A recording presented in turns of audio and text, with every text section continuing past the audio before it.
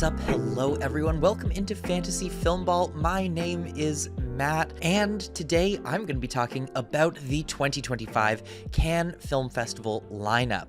That lineup was announced yesterday, probably 2 days ago by the time this video ends up getting posted, a little bit later than I wanted, but I had to do some in-depth research into this entire lineup because I want to bring you the deepest dive possible, talking about all of the movies that we're about to see premiere on the Croisette just a few weeks from now. Outside of my work on this YouTube channel, I am also a film festival programmer. So I am always keeping my ear to the ground, trying to figure out what the most exciting films in international cinema are all year long. So this video is going to act as a bit of an interest list for me. If you are attending the festival, this could be a good entry point of what to be excited for, what to book your tickets for. And before we get too far into today's video, I want to announce that we have started a coffee account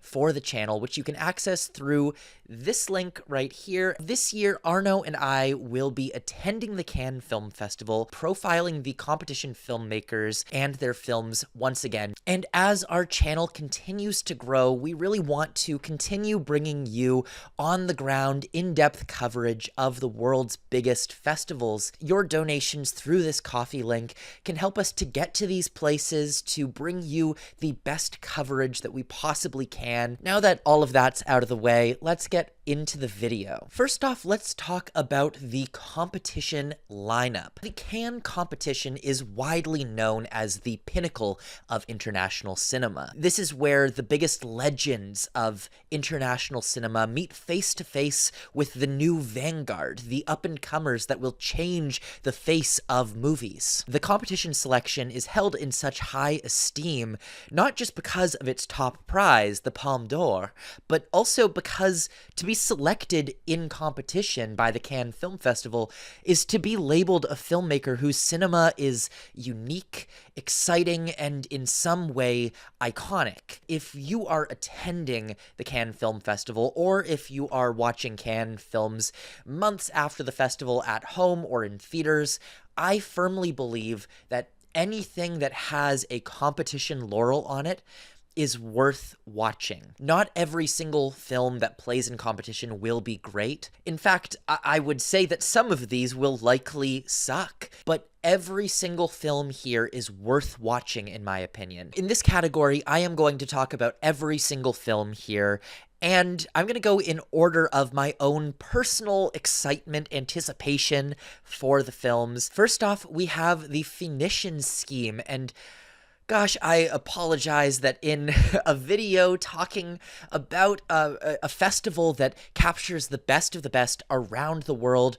cinema, my most anticipated film is still the new Wes Anderson film that comes out in theaters 2 weeks after the festival. Even though this is a basic choice, I have to stay true to myself, and Wes Anderson is one of my top 5 filmmakers of all time. I have given every single one of his movies, except for the Darjeeling Limited, a 10 out of 10. The trailer for the Phoenician Scheme just released, and it looks expectedly gorgeous coming from Wes Anderson. I'm seeing some Ernst Lubitsch, To Be or Not to Be, in there. I'm seeing some Alfred Hitchcock, a lot of North by Northwest in that trailer. But what really stood out to me here is that despite being funny still, like every other Wes Anderson movie, the tone feels different. I had heard rumors beforehand that Wes Anderson was going for something a bit darker, and I feel like, at least from the trailer, I'm getting that tone. There is a bit of a darker edge to it. I can't wait to see what direction Wes is going. Though Wes is famous for just doing the same thing over and over,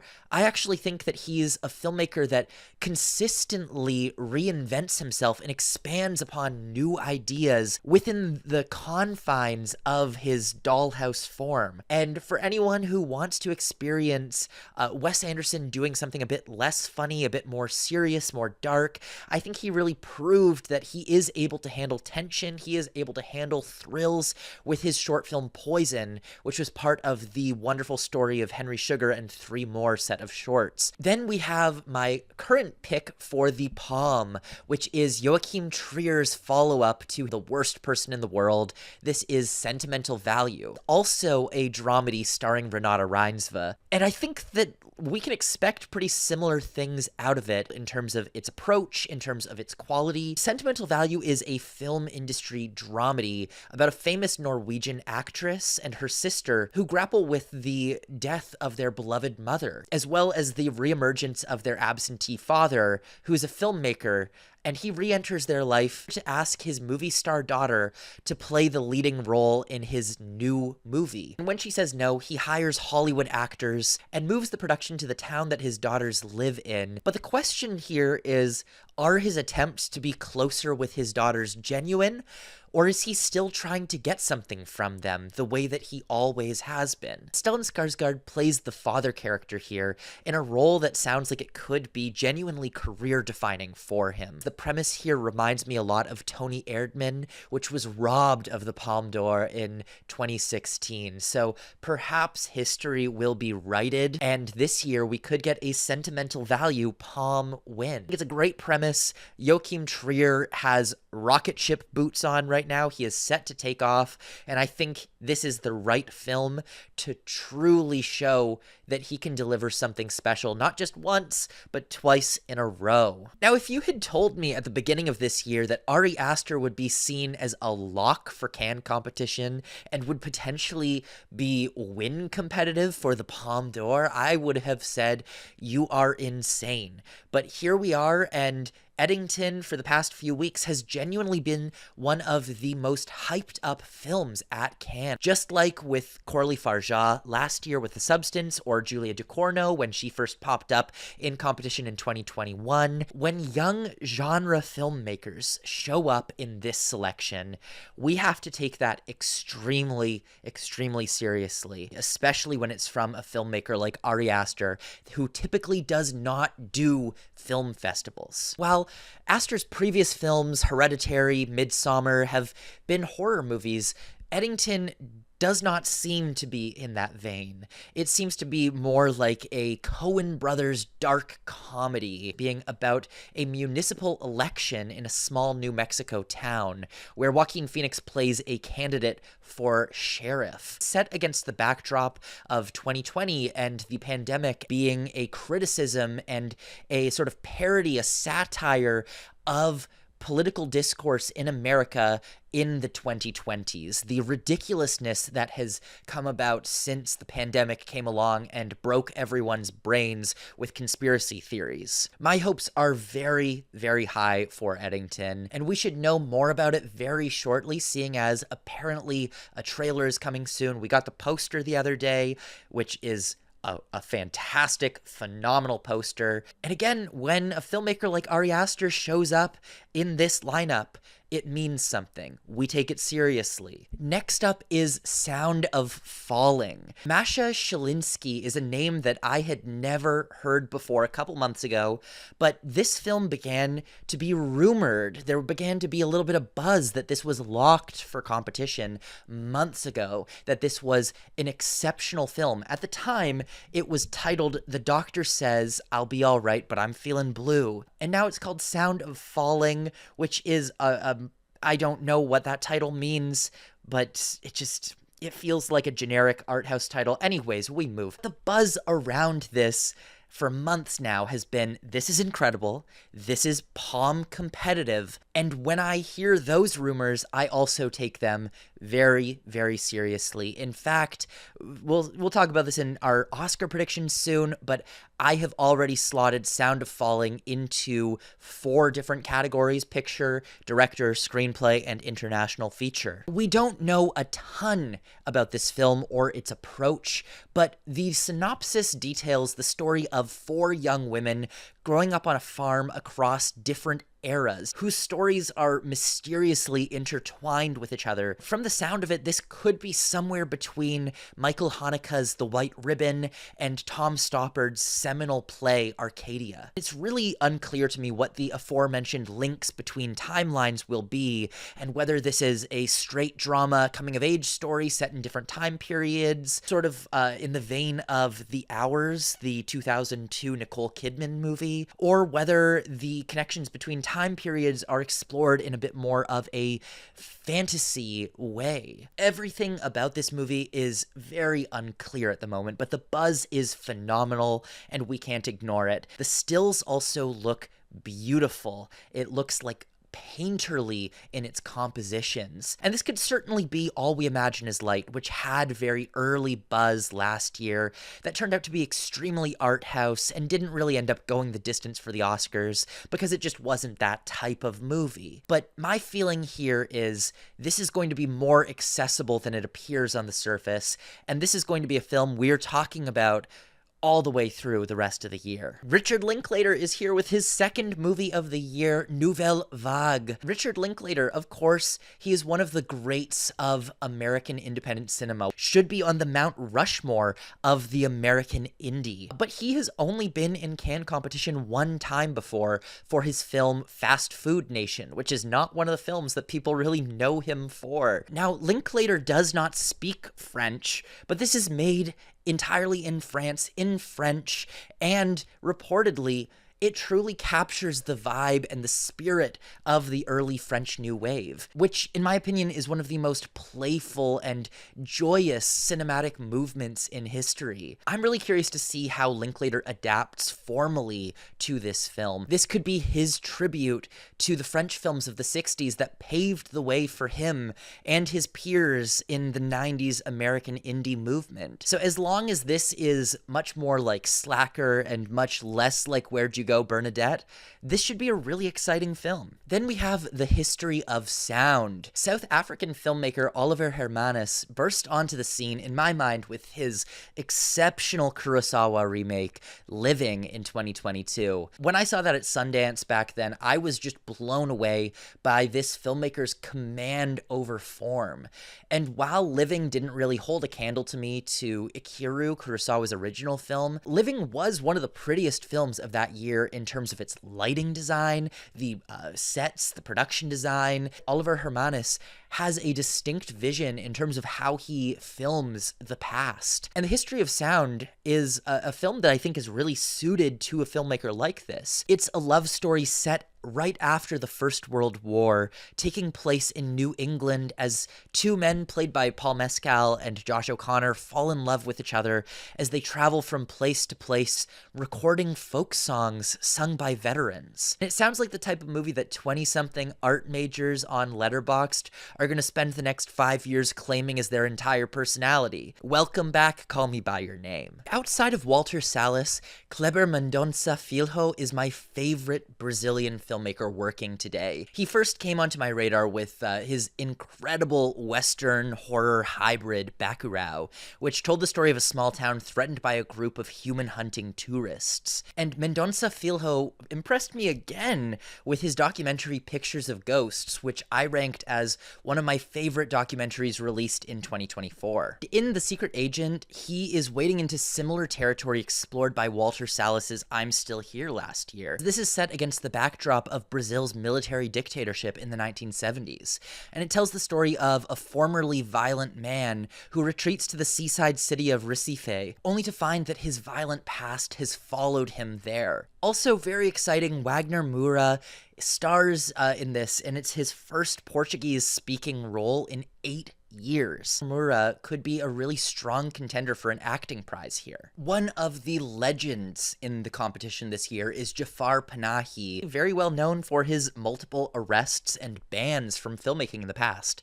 In fact, he famously secretly made a documentary in 2011 on his iPhone titled "This is not a film." And it was called that because he was banned specifically from making films. So he said, well, it's not a film, made it on his iPhone, and he had to smuggle it out of Iran on a USB drive that he baked into a cake so that he could participate in that year's Cannes Film Festival. His films are rebellious, they're playful, and they're always cutting in their political commentary. It Was Just an Accident seems on its surface not to be an outwardly very political film. It was shot in secret, as many Iranian films are, and it tells the story of a simple accident that sparks a chain of events leading to massive escalating consequences. It's possible that it is really political commentary that's not obvious on the surface from that premise, but regardless, I don't think this is going to be another Seed of the Sacred Fig in terms of being so political that the filmmaker will never be able to return home. I don't think it's going to be that.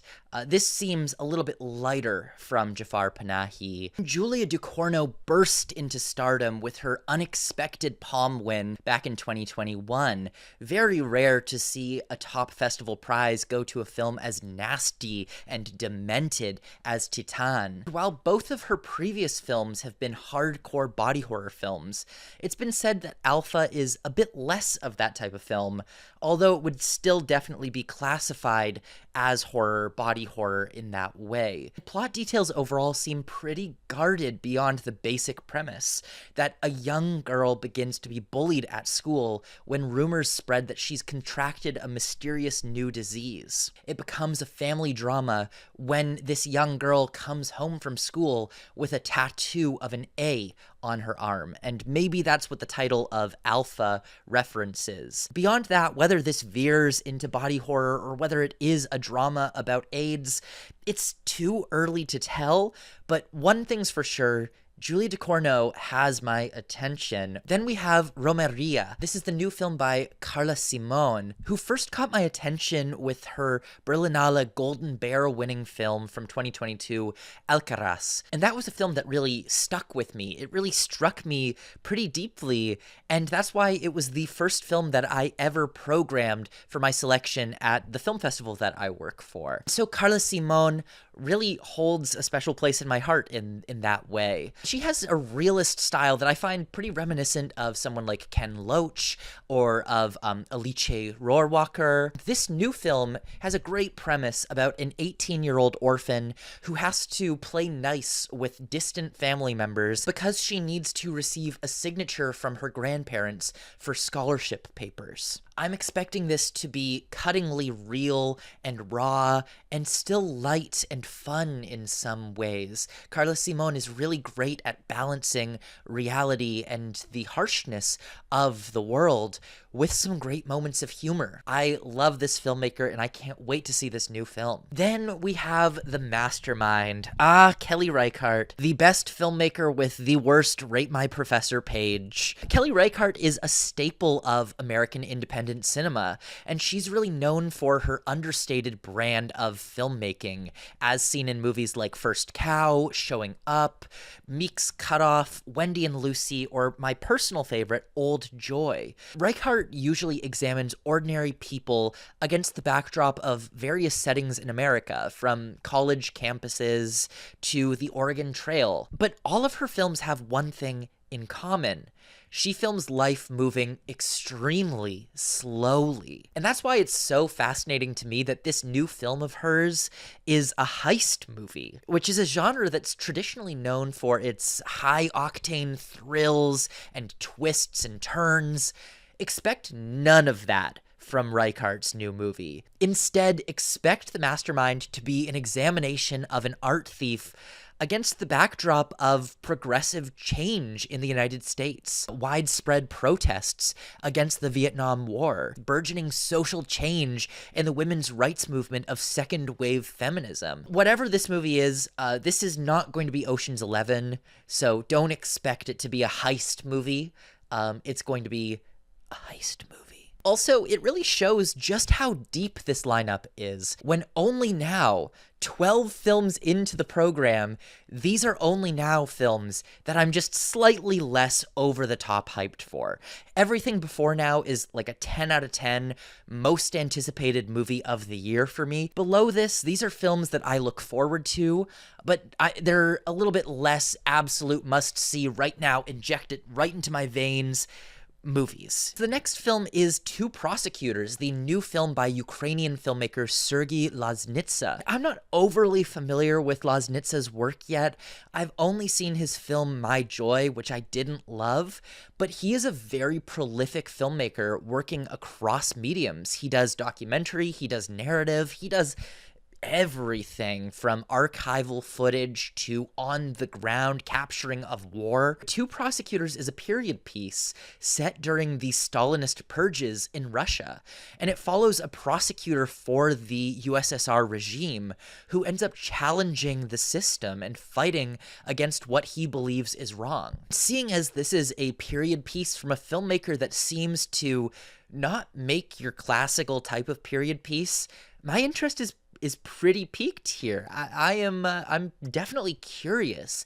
Again, I need to see more of Sergei Loznitsa's work, but this has me curious. Then we have Eagles of the Republic, the new film from Egyptian-Swedish filmmaker Tariq Saleh. Saleh is a really interesting one, because despite this being his second film in competition, he still doesn't really feel like a competition filmmaker to me from Cannes. His films are really accessible. They're usually action-packed thrillers that are easy to watch for a wide audience. Personally, I loved his 2022 Screenplay Prize winner Cairo Conspiracy, which was called Boy from Heaven at the time, but that was a film that felt sort of out of place in Cannes competition in a way. Eagles of the Republic is a film about an Egyptian actor, a famous Egyptian actor, who after falling into a really bad situation with Egyptian authorities, is forced to take a job that he does not want to take, which likely, I'm presuming,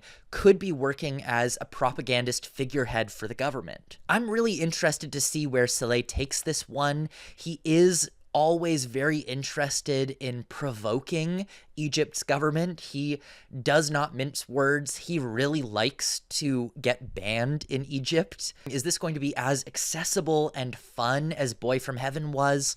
Or is this going to be a step into more challenging territory for him? Jean-Pierre and Luc Dardenne fill part of our quota of old legends who always have a guaranteed competition slot, regardless of whether their movies are good or not. I have a love-hate relationship with the Dardenne brothers. Anyone who's made films like Rosetta or 2 Days, 1 Night will always have a soft spot in my heart, but recently I've been really unimpressed with the Dardenne brothers' recent work. Young Ahmed and Torian Lokita were both manipulative poverty porn in which two old Belgian dudes decided to attempt to capture the experience of young immigrants, but instead just ended up making films about really terrible things happening to young minorities. And it has me concerned about Young Mothers, which is being described as a film about a group of young women living at a shelter for survivors of abuse, or single unhoused mothers and other disenfranchised young women. I'm holding out hope that this is 2 Days, 1 Night level Dardenne, but I'm really afraid that this is going to be Torian Lokita again. Then there's Renoir, which is the new film from Chie Hayakawa, a Japanese director whose debut film Plan 75 was a special mention for the Camera d'Or back in 2022. Renoir has a pretty interesting premise, which follows a young girl with a dying father who experiments with her telekinetic powers. This could, on one hand, be a really fresh, new, exciting take on a coming-of-age story with fantasy elements, but it could also be a little bit tried and true at the same time. We'll have to see. This one could go in a few different directions. I'm not immediately hooked, but I'm intrigued by this one. And now, rounding out the competition, the following 4 movies are films that if they were in any other selection here, I likely would have skipped them. But seeing as they are in competition, I do think that they're worth a look, even if they're not really piquing my interest at this point. The second Spanish film in competition is Sirat, which is the new film by Oliver Lax. And Lax is a filmmaker that I'm really unfamiliar with. I haven't seen any of his films yet. His film Fire Will Come won an award at Cannes a few years ago in the Un Certain Regard category, but it was a film that I didn't see, so I don't know a lot about his style. I can't really speak on that. At this point, all I have about this film is the premise, which is that a father and his son go looking for the man's daughter in North Africa. There's not a lot to go off of in that description. So look, I could be majorly wrong on this one. This could be a big breakout film at the festival, but at this point, I just know so little about this film and this filmmaker that I am struggling to be like really excited for it. And of course, every year at Cannes deserves its L'amour ouf. And this year it is Dossier 137, which is Dominic Mall's film, and he is the obligatory mainstream filmmaker in competition. Mainstream French filmmaker, I should say. Someone who does box office numbers in France regularly. Is Dominic Mall a filmmaker that really warrants a competition slot on an artistic level or an importance in world cinema level? I can't say for sure. I haven't seen his films, but I do know that his recent movie, The Night of the 12th, performed exceptionally well at the César Awards, which are the French Oscars. The premise is about an internal affairs investigation in the Paris police. It sounds more populist, more middlebrow, more appealing to the masses of France than it sounds like a fascinating movie on its own that I would want to see at Cannes. But then again, maybe I'm wrong. Maybe this is a real breakout, because I would have said that exact thing that I just said about Anatomy of a Fall and Justine Triet back in 2023. I thought that she was just the obligatory French pick in competition, and then she won the whole thing and went on to win an Oscar for it. The director of The Youngest Daughter is Hafsia Herzi, who is a French actress that's been absolutely blowing up in France over the past few years. I'm not familiar with her work. I haven't seen her films either as an actress or as a filmmaker, so I can't really speak much about her abilities in either capacity, but I can say that the premise of this film is not giving me much to go off of. The film is about the youngest daughter of a family of Algerian immigrants who grapples with her family relationships while discovering her sexuality, and it could be great, but it could also be competition filler like Marcello Mio. I'm always hesitant about these French films because they can be so at Cannes sometimes. And the bottom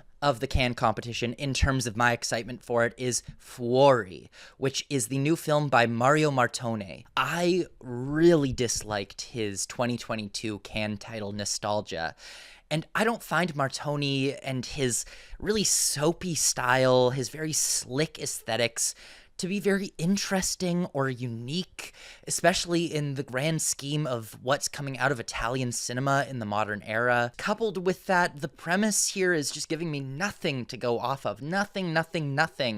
It's a writer becomes friends with a bunch of prison inmates. That's not giving me anything, and maybe this surprises me, but at the moment, I'm comfortable saying that this is the film that I am the least looking forward to in the competition program. And those 19 films, that is the end of the competition selection, but that is not at all the end of all of the films at the festival. There's still so much more to talk about from other selections. But before we get into that, I have ranked my pre-festival Palme meter. This is my ranking of all of the films in the selection now based on how likely I think they are to win the Palme d'Or. And this is going to change incredibly quickly as I see the films, but based on vibes, directors, premises, this is how I'm landing right now. This is what feels kind of right for me at the moment, but it's going to be laughably wrong in a few weeks' time. Now that competition is out of the way,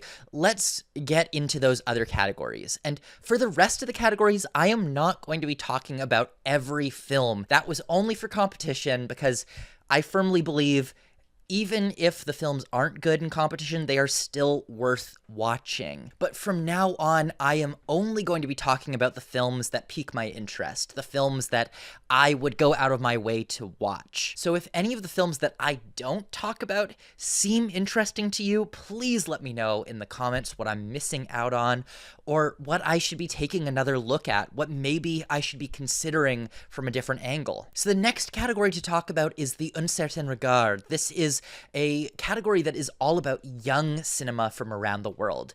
These are filmmakers that are often on their first or their second feature film, and if this isn't a debut or a sophomore film, it's usually their first or their second time at the Cannes Film Festival. Because these filmmakers have done much less, they're less established, we know a lot less about these movies at this time. So the Un Certain Regard category is where beautiful surprises can emerge, and unexpected films can really surge to become sensations. I know that some of the best reviewed films of the festival I am not going to be talking about in this video because they haven't caught my attention yet. And that's totally okay. This is a category where surprises are meant to flourish. So the number one film that I'm looking forward to in the Un Certain Regard category is The Plague. This is an American directorial debut from recent AFI grad Charlie Pollinger. Pollinger has recently been tapped for a new adaptation of Edgar Allan Poe's The Masque of the Red Death,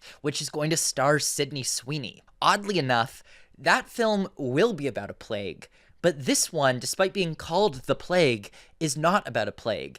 The Plague is about a preteen boy having a psychotic breakdown while at a water polo camp. And despite having a kind of goofy premise, it's a horror movie.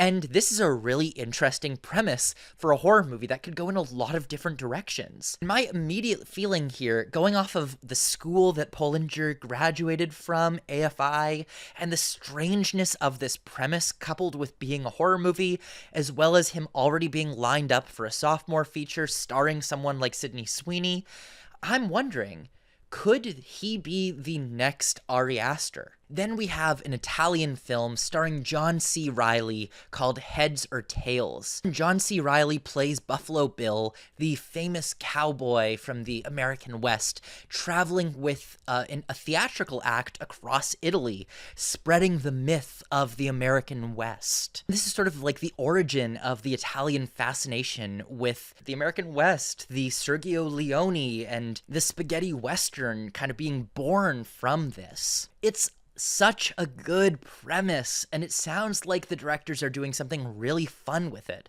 And while I'm not familiar with their previous work, I'm always down for an Italian Western, and starring John C. Reilly, count me in right now, count me in.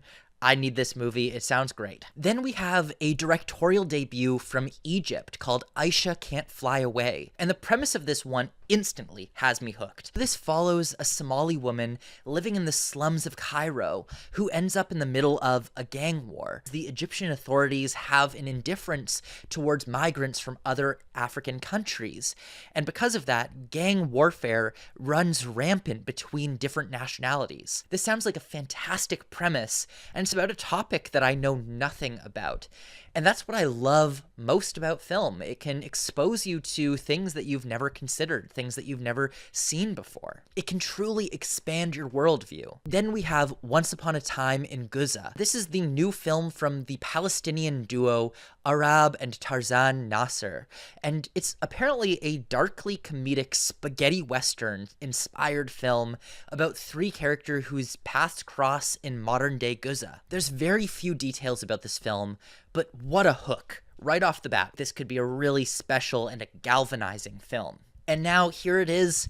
You were wondering when I was going to talk about it. Eleanor the Great, the new Scarlett Johansson film, the directorial debut of Scarlett Johansson, actually.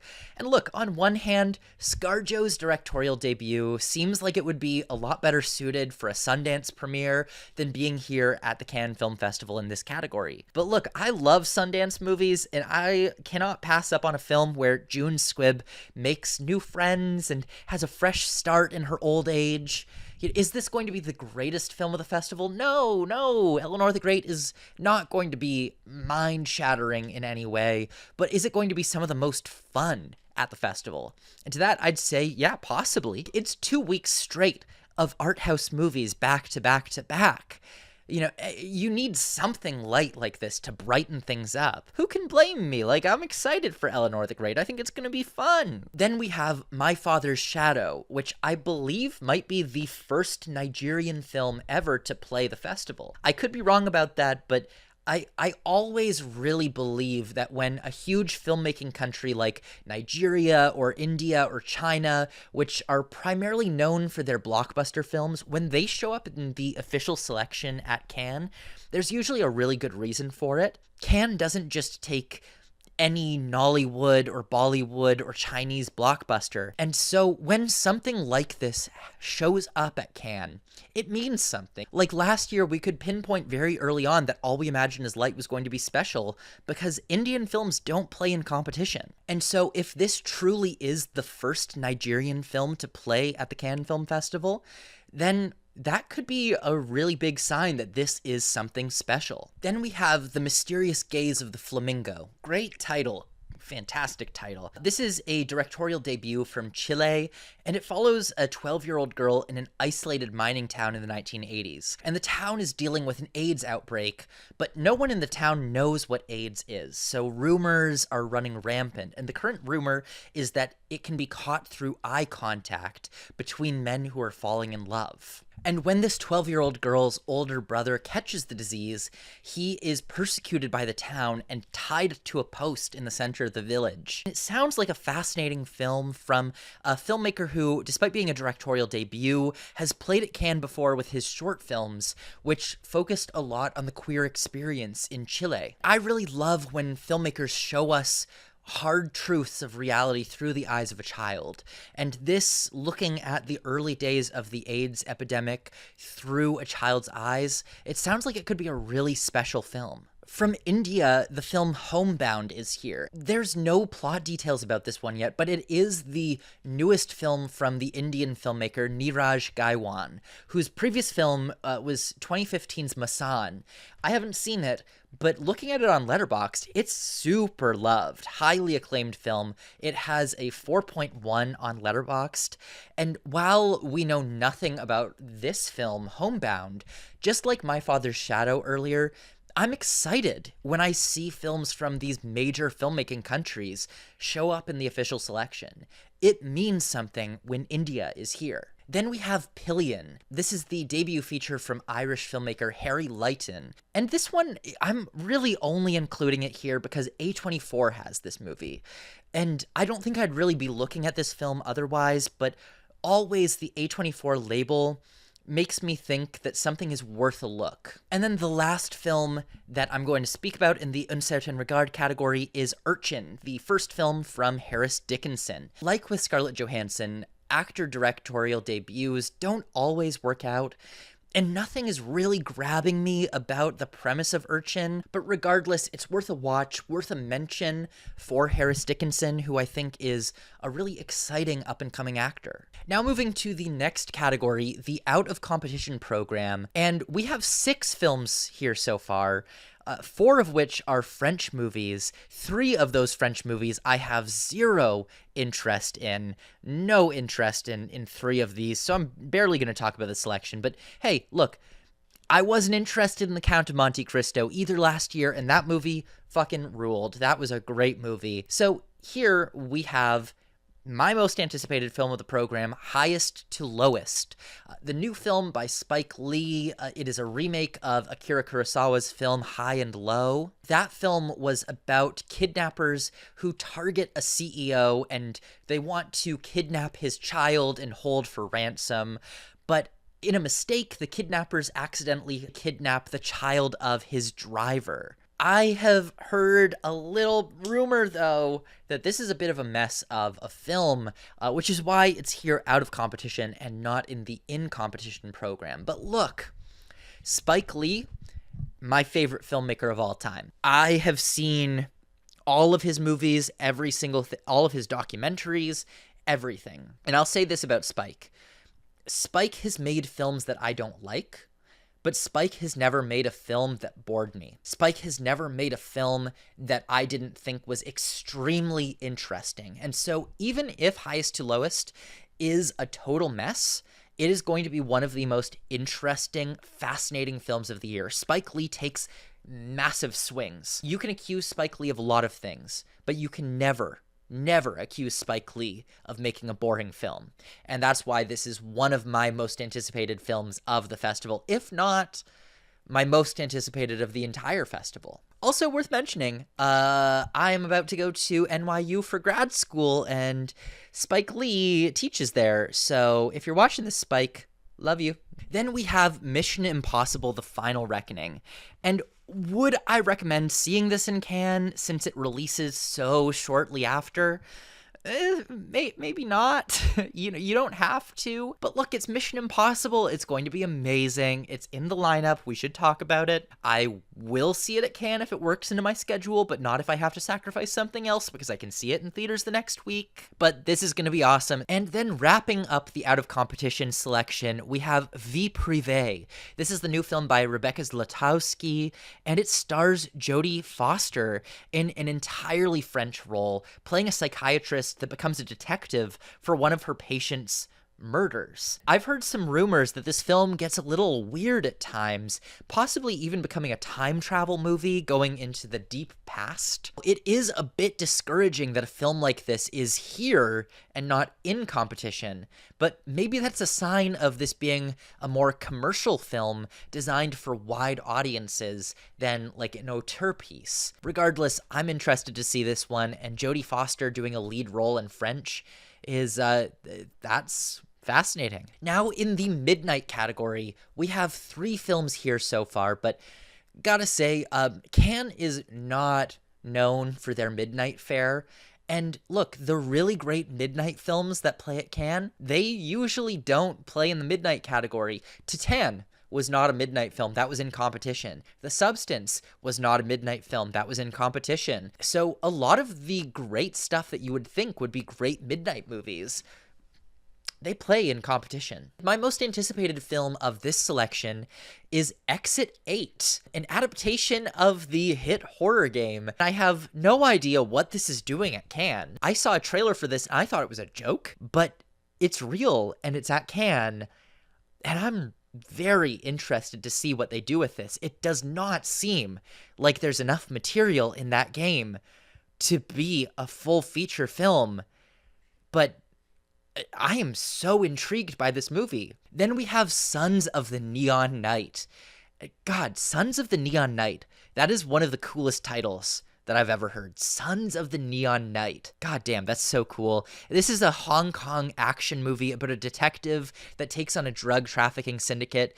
And look, if you just gave me that premise, I'd go like, oh, maybe this isn't anything. The director really hasn't done anything interesting before, but God, I have to see a movie with a title that cool. The next 2 categories are a bit weird because they could be called out of competition, but the delineation between out of competition and the next 2 categories is that out of competition gets to play at the Théâtre Lumière, and that theater is where the big premieres happen. So this category here, they don't get to play at that theater. A lot of these films, what their inclusion here says is that they weren't quite what the film wanted for the competition program, but also the festival didn't want to ship them off to Venice. They were a little greedy. They were a little greedy bunch, and they went, oh, we want these films, but we don't want them for competition. So in the premieres category, one film I am extremely excited for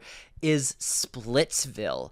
And when this was announced, I audibly let out a hell yeah. Neon is producing this film. It's from director Michelangelo Covino, and he directed The Climb a few years ago, which premiered in Cannes 2019. The Climb is one of the funniest, most inventive indie comedies that I've seen in the past few years. It was shot in a series of long takes. If you haven't seen The Climb, you gotta see it. Splitsville is Michelangelo Covino's second film, and it seems like it's a step in a more mainstream direction for him. It stars Dakota Johnson in one of the main roles, and it follows two couples. One of the couples is on the verge of divorce, and the other couple is in an open relationship. And it sort of follows the chaos that ensues when the divorcing couple tries out an open relationship to stay together. I did not expect this to be at Cannes, and it being at Cannes is like, okay, this is gonna be fun. This is gonna be a cut above. This is gonna be exciting. Then we have The Wave.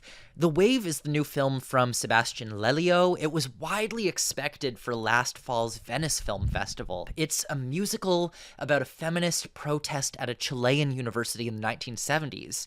And maybe, just maybe, there were too many musicals last fall, but it's more of a clear field now for musicals, maybe more of a time for musicals. It not being in competition is a little bit concerning from a filmmaker like Sebastian Lelio, but I think it speaks a little bit more to this being more of a Venice style of film, which happened to be submitted here instead of Venice. This would be in competition if it was at Venice. Then we have Amrum, the new film by legendary Turkish-German filmmaker Fatih Akin, who is responsible for films like Head On, In the Fade, The Edge of Heaven, and it's really weird to have him here in premieres. Like, it doesn't inspire a ton of confidence when someone with the esteem of Fatih Akin is here instead. Maybe it's like Miséricorde or Close Your Eyes, which is a great filmmaker typically in competition who was unjustly slotted in premieres for no good reason. I wouldn't abandon all hope on Amrum. It could be a really great film, but it is weird that Fatih Akin is not in competition and is here instead. There's also Orwell 2+2=5, the new documentary from Raoul Peck, who seems to be like a mainstay at Cannes now. He was just here last year with his documentary Ernest Cole Lost and Found. Orwell 2+2=5 is meant to be a definitive documentary about George Orwell, sort of contrasting his life and his literature with the current political era. This isn't going to be the most exciting or invigorating film at the Cannes Film Festival, but in a selection extremely light on documentaries, I don't think there was a single documentary that I've talked about to this point. It could stand out, and it could make a play for the Golden Eye, the documentary award here. And finally, lastly, in the premieres category, The Disappearance of Joseph Mengele. And this is the new film by Russian filmmaker Kirill Serebrennikov. Disappearance being here could be bad news, seeing as Serebrennikov has consistently been in competition for the past 10 years. To have almost every film of his be in competition, and then suddenly, bam, you're in premieres, that's a little weird. That's a little concerning. Last year, his film Limonov, The Ballad, was not really a highlight of the festival, but I've been hoping that he's on an upward trajectory. I love Serebrennikov's style of filmmaking, but the disappearance of Joseph Mengele being here could be a really bad sign. And finally, the last category to talk about, special screenings. And I'm going to be honest with you, I do not know the difference between special screenings and premieres.